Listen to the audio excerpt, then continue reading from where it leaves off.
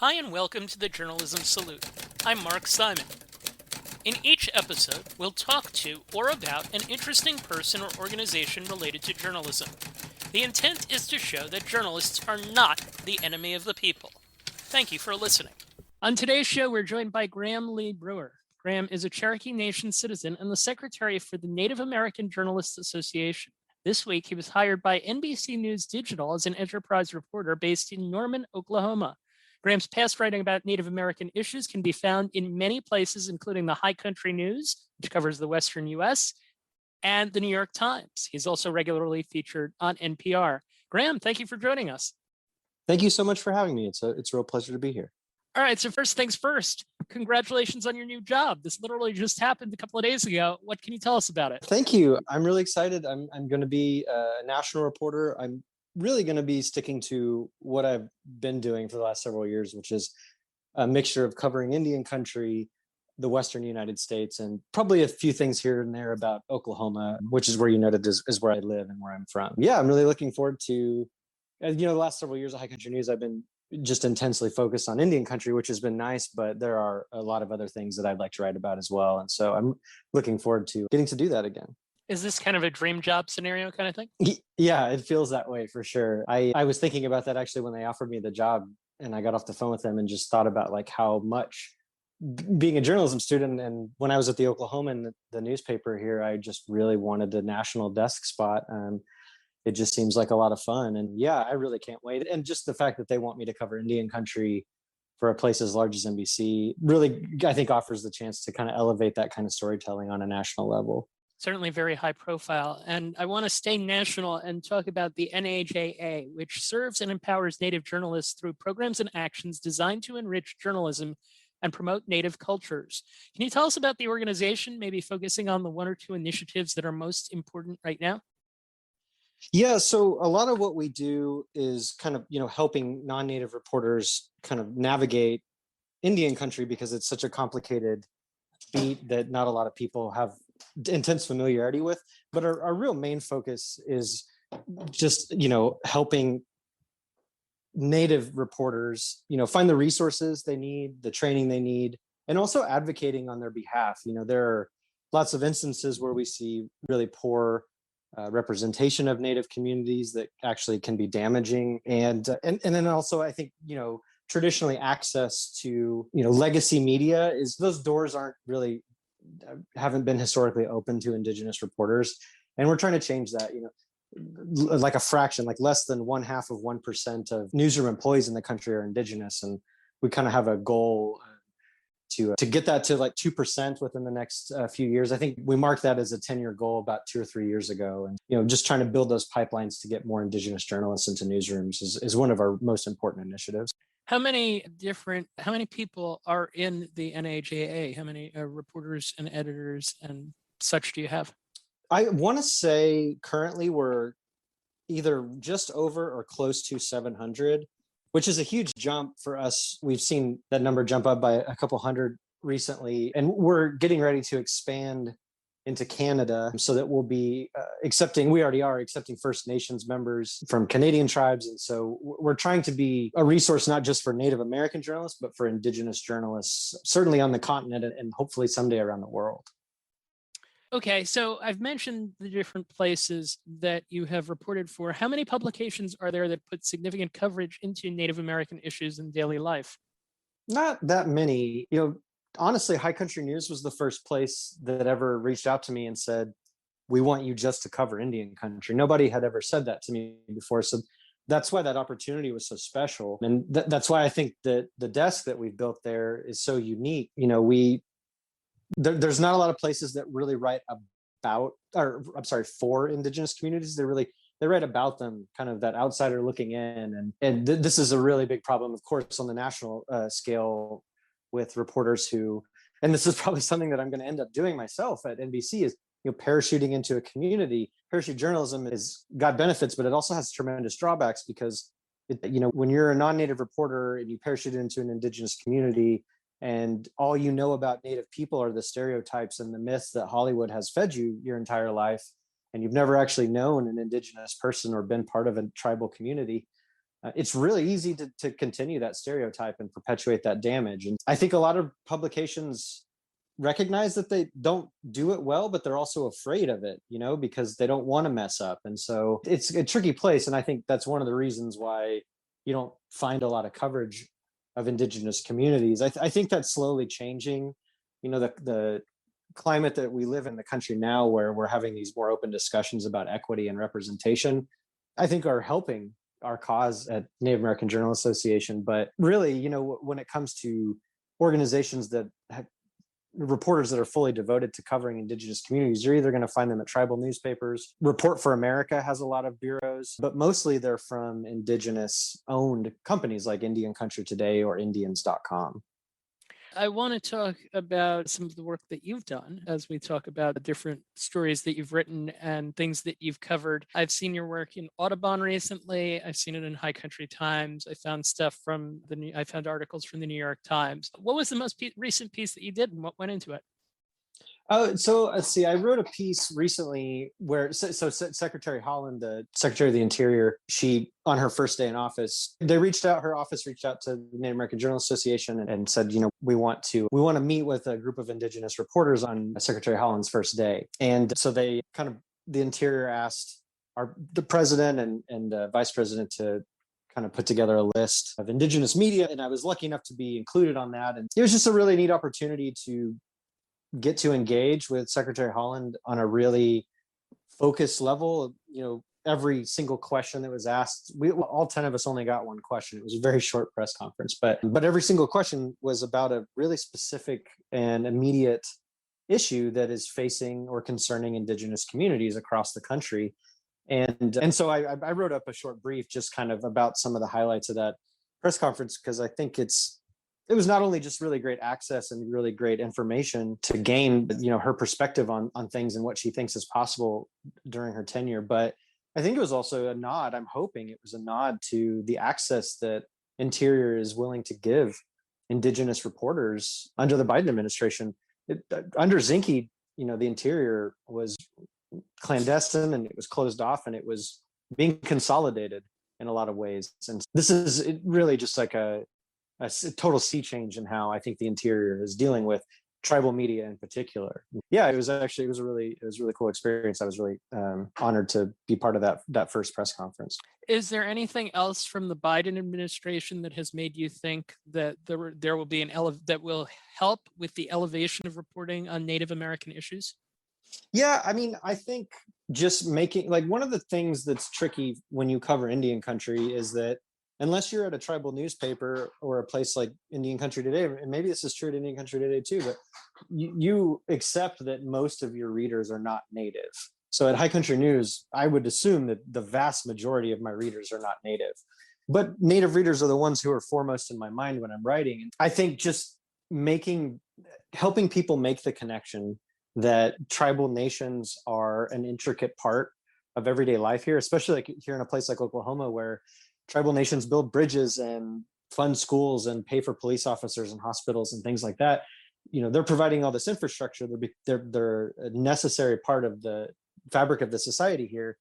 And one of the things that the Biden administration I see do, and I hope that this isn't just talk and that it is actually going to be policy and substance as well, is that Biden, Buttigieg, like all sorts of people, Kamala Harris, whenever you hear them talk, they say, we really need to be working with our state, local, and tribal partners. Like just the fact that tribal governments are a part of their stump speeches every single time I hear them signifies to me that they're really elevating the way that they interact with those governments and the way that they talk about it publicly. And I think that helps people who aren't familiar with Indian country really understand that these nations have had a nation-to-nation relationship with the government for a long time, and it affects a lot of people's lives.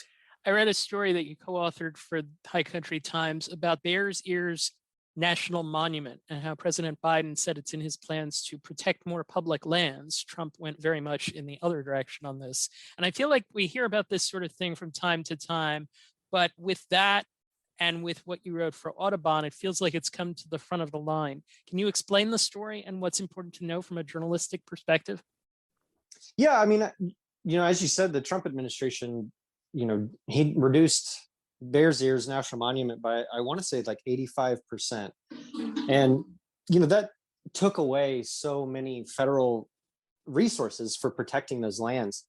And I think it's just important to keep in mind that these national parks, these national monuments, the reason that they're in this state that we view as like pristine and untouched is because they were taken care of for millennia by the indigenous people that inhabited them originally.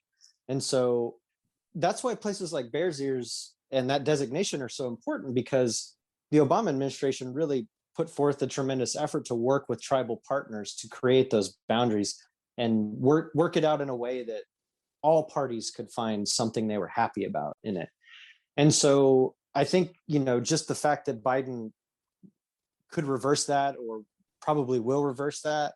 I mean, it's kind of, again, it's like another sea change. I mean, when you think about the fact that, Trump did all sorts of things when it comes to Indian country that were really counterproductive in terms of relationships with those sovereign nations, things like suggesting that indigenous people should have a work requirement to receive healthcare through Indian health services, or, hanging a portrait of Andrew Jackson in the Oval Office, the president who signed off on the Trail of Tears.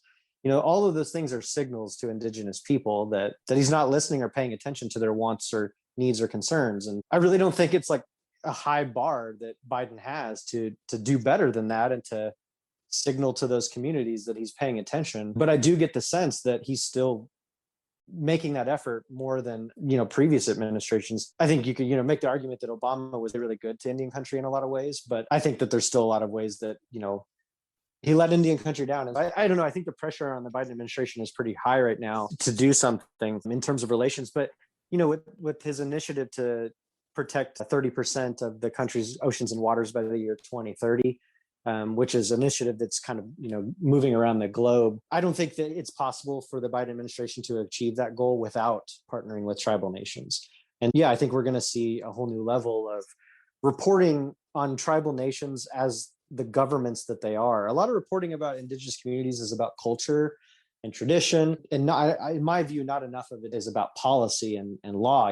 Tribal nations have elected leaders, and they have different ways that they pass laws within their nations, and they have jurisdictional boundaries that cross with state and local governments. And I think under the Biden administration, we're going to hopefully see a lot more policy reporting in terms of tribal governments. And you'll have a chance to impact that in your work for NBC News. Certainly, yeah. All right. It seems to me like a lot of the coverage of Native American issues is of bad news. Land disputes, the dislike of the governor of Oklahoma, early age death of tribe members, as I was going through stories looking at different coverage, or what I would call awkward news, which was Elizabeth Warren and her claims of tribal ancestry. What are the good news stories that we should be aware of and that we should be paying attention to from a journalistic perspective? Yeah, no, I agree with you. I think a lot of reporters really focus on what they perceive to be tragedy. But even a lot of those stories of tragedy, I would argue that they're really just stories of resilience, despite the, genocide, the colonial settler structure, people are still finding ways to survive and hold each other up. And I think that's quite remarkable. But to answer your question, I think there's lots of things that tribes are doing that are extremely positive, just to take an example that you mentioned, that the Governor Stitt here in Oklahoma and how tribes have been kind of squaring off with him. Governor Stitt really what this started with is that he wanted tribes to pay more money to the state for the privilege of being able to exclusively run casinos. So he wanted more of the casino revenue from tribes to go towards the state. And the language in the legal language in the contract was very, or the compact, was very clear that the tribes didn't have to do that. And so it created this really tense back and forth between the governor and all these tribes in Oklahoma. And that tension has not gone away. It's only increased with the Supreme Court's McGirt decision taking shape in eastern Oklahoma. So, but the thing that I think was really interesting about that story was that the reporting on it really made regular Oklahomans, non-native Oklahomans, fully understand and I think in a lot of ways appreciate what tribes do for them. So I mentioned earlier, tribes build bridges and roads and police and hospitals. And whenever Stitt engaged in this battle with the tribes are really savvy here. And so they launched a really smart, sparkling campaign or a public affairs push to really remind Oklahomans exactly what they do for them.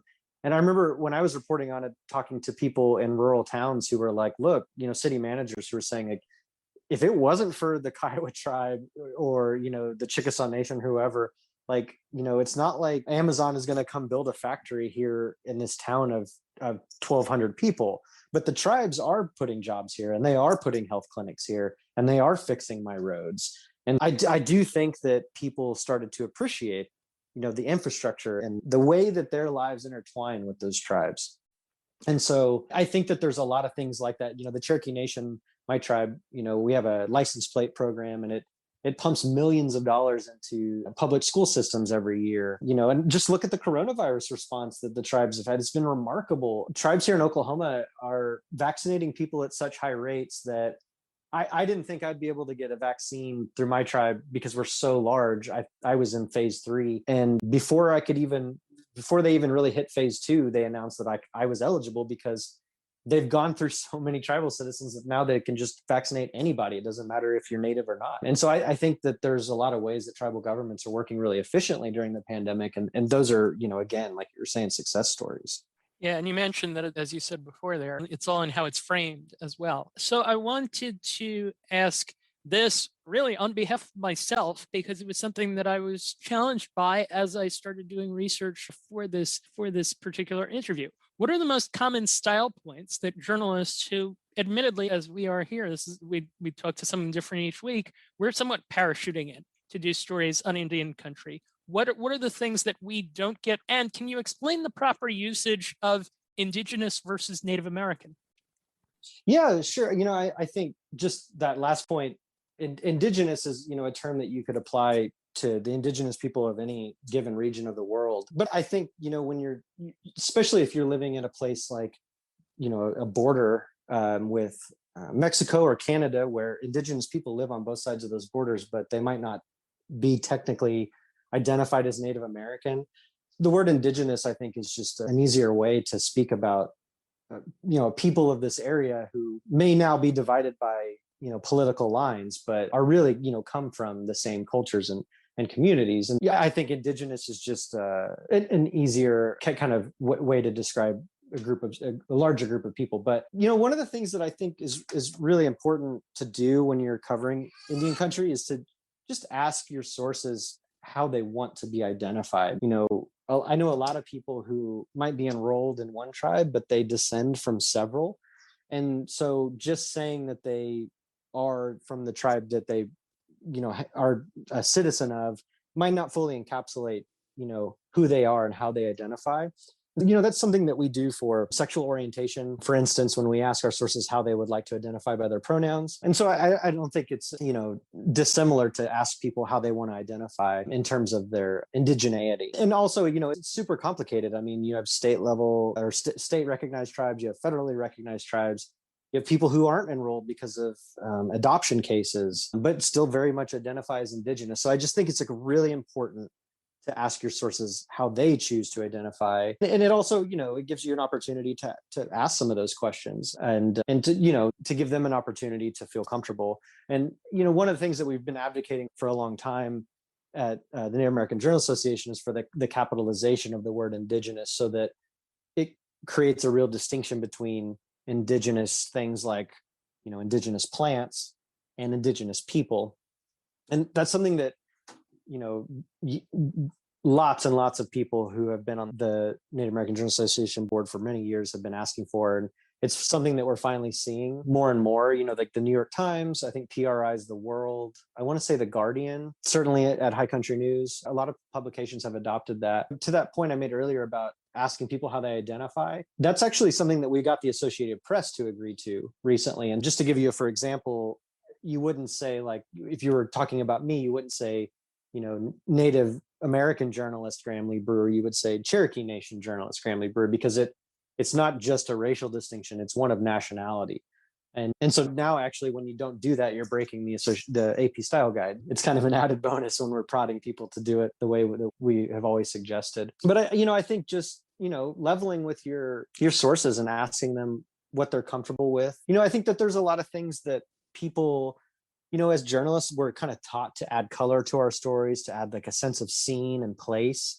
And when you don't know indigenous communities and you aren't familiar with them, and then you go to like a ceremony or something, it's they're beautiful and they're engaging and they're different and they're unique and they're something that you want to tell people about. And I think a really good rule to follow when you're in Indian country and you see something like that and you're a part of something like that, even if you've been invited, is to ask your sources, what are you comfortable with me including in my story? Because I've been on the ground in, really important practices, ceremonies, and traditions like that.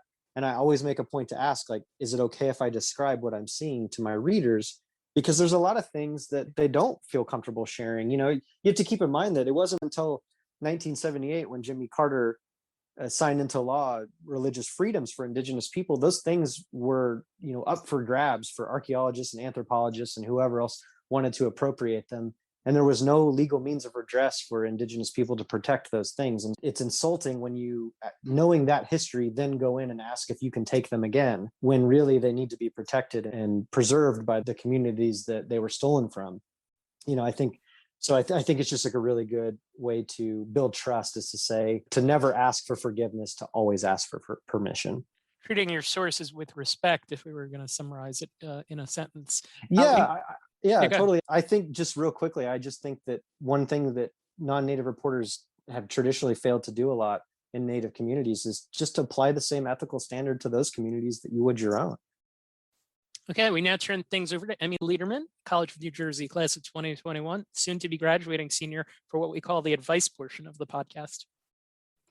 Hello, you mentioned earlier a statistic that I found, that 0.5% of newsroom employees in the United States are Indigenous, and this is according to the American Society of News Editors in their 2019 survey. So how can the next generation of journalists who are going into the field support the NAJA and work to change this? That's a really great question. And I think one of the things that I have found as not just a member of NAJA, but and a board member, is that you have to foster those relationships young, and you have to help build those pipelines. And I really like the Toni Morrison quote, and I'm probably going to slaughter it, but basically, like, the point of having power is to pass it to people who don't have it. And Native kids are the least likely demographic to get any preparation for college. And I think it's very easy to assume that also means that not many Native kids are told that journalism is an option for them.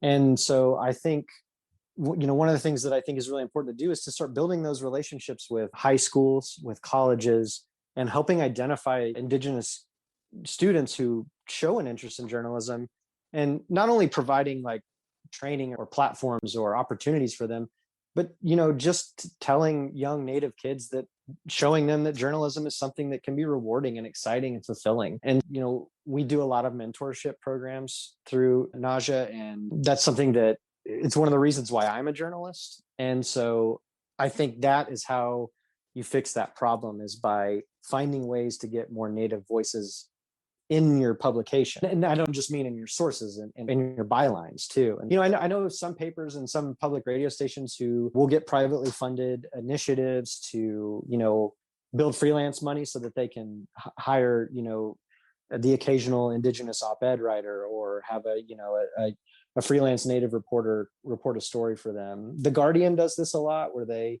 reach out to Indigenous authors to write about Indigenous issues. And so I think really it's just, trying to provide those opportunities. And the system as it is means that you have to seek those opportunities out and kind of help build those structures yourself.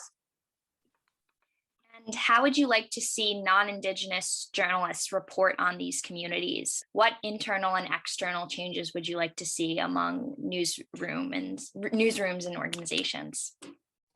I think there's a couple ways you can get at that. For editors, I would say it's reading more Indigenous authors and journalists, because a lot of the framework that we have been provided as Americans is that, Indigenous communities were savage or antiquated, or they were the necessary cost of American progress. And so we have to undo all of that, miseducation that we got over the years by reading people who actually know the true histories of the country and the communities that were decimated by colonization. And then for reporters, I would say that it's asking yourself, is it more important for me to explain this indigenous community to outsiders? Or is the more important questions I should be asking ones that those indigenous people in the community I'm covering want answered? And I would hope that that's the question that you would want to answer. And that's what I was getting at earlier when I said writing for indigenous communities and not about them. I think a lot of non-native reporters feel the need to try to kind of explain the systems and the communities that they're encountering indigenous communities rather than asking questions that those communities need answered for accountability purposes. And is there anything about your career path in journalism that has surprised you? And what is your best advice for young journalists that maybe they weren't taught in school? Oh, I never dreamed that I would be lucky enough to work in both print and radio early on in my career like I did. I grew up loving NPR, and that's what led me to being a radio reporter right out of college. And I was really surprised to be able to make it to the Oklahoman. And I felt extremely lucky to be a print reporter at a newspaper, like when it still kind of felt like being a print reporter at a newspaper. It's, been 5 years since I've done that, but, at the time the Oklahoman still printed the paper right there on site. And so if you worked the nighttime cops beat, you could go watch the paper be printed. And there's something really special about that. And I'm really glad I got to experience that. As far as advice for young journalists, I think, one of the things that I didn't realize until I got to High Country News and I started getting pitches from writers is that, you get like a really long pitch, like an 800-word pitch. And like, okay, this is as long as the story I would have hired you to write. And it kind of made me realize, like, nobody ever taught me how to pitch a story to a national outlet when I was in college. And I'm sure that there are some colleges that do that, but like, I think just learning how to really focus a local story for a bigger audience, or to find a way for a bigger story to be localized for a smaller audience, like those are really valuable skills when it comes to learning how to pitch to somebody and getting them to bite and trust you to take the story. And I think if I could just say one thing about pitching, it's that the best pitches are 200 to 300 words at the most. They tell me the characters, the narrative thread, and the stakes, why I should be interested. And they do that all in that short amount of time. And yeah, don't over explain yourself in your pitch, because if your pitch is good enough, if your story has a high enough stakes and good enough characters, you can explain all that backstory on the phone call that you'll inevitably have with that editor. Okay, as we wrap up with Graham Lee Brewer, one or two last things. What's your favorite kind of story to cover? That's tough. One of the things, I actually really enjoy covering breaking news stories. Like these last several years working at High Country News, one of the things that we do is we don't move fast on a story. We provide a deeper analysis, and that's been really fun because you get to dig in and write, a really meaty, well-researched story. But one of the things I definitely miss about the Oklahoman, and something I'll probably get to do a little bit at NBC now, is just being on the ground for something that's happening right in the moment that you can't control, whether that be a natural disaster like a tornado or, a large protest like we saw, in the days after George Floyd's death. So those kinds of stories, I think, are really exhilarating, because one of the things that I remember doing at the Oklahoman was when I first got there is I hated door knocking. Like if there was a murder or something wild happened in the neighborhood, I hated knocking on people's doors. And by the time I left the paper, it was one of my favorite things to do, because just like being on the ground for a natural disaster or a protest is that you're confronted with like people that you never would have been confronted with in your personal life, and you go to places that you would never be otherwise. I guess really I just love meeting people and learning about their lives. And I think breaking news stories are fun, but I also really like stories about like little places that people might not know about or might forget, and showing you like how actually they're really important to things that we do in our lives all the time. I did a story about Bacone, the art school here in Oklahoma, and Bacone is this tiny little school with like a few hundred students, but that school changed the art world in the 1940s, 50s, and 60s, and just rediscovering for some people a place like that is really fun and rewarding too. Last question for Graham Lee Brewer of NBC News and the NAJA. Is there another journalism organization besides those or person that you would like to salute? I am just constantly in awe of the work of some of our sister organizations, the National Association of Black Journalists, the Asian American Journalists Association, the National Association of Hispanic Journalists, and NLGJA, the Association for LGBTQ Journalists. I think just seeing the work that they're doing and really advocating for their communities and their representation in the media. And then also just whenever one of those organizations needs something, I'm just always encouraged by how eager the other ones are to help them and back their play. Just recently, the Society of Professional Journalists, I think it was today, issued a statement condemning Minnesota police who were threatening to arrest journalists on the ground at the protest. And every one of the organizations I just mentioned, all joined in on that call to say that was not okay and that's outrageous. And I think all of those organizations are doing incredible work. And I would add that all of those organizations, to my knowledge, just like NAJA, have associate memberships. So you don't have to be Native to join NAJA. You don't have to be Hispanic to join NAHJ. And I would encourage reporters of all backgrounds to join those organizations and go to their conferences and learn from their journalists and just, it can only make you better at your job, Yep. And you can also listen to this podcast because we intend to talk to people from every one of those groups. That sounds great. So we've covered a few. We've talked to a few already. Graham Lee Brewer, thank you for taking the time to join us. Best of luck in your new job.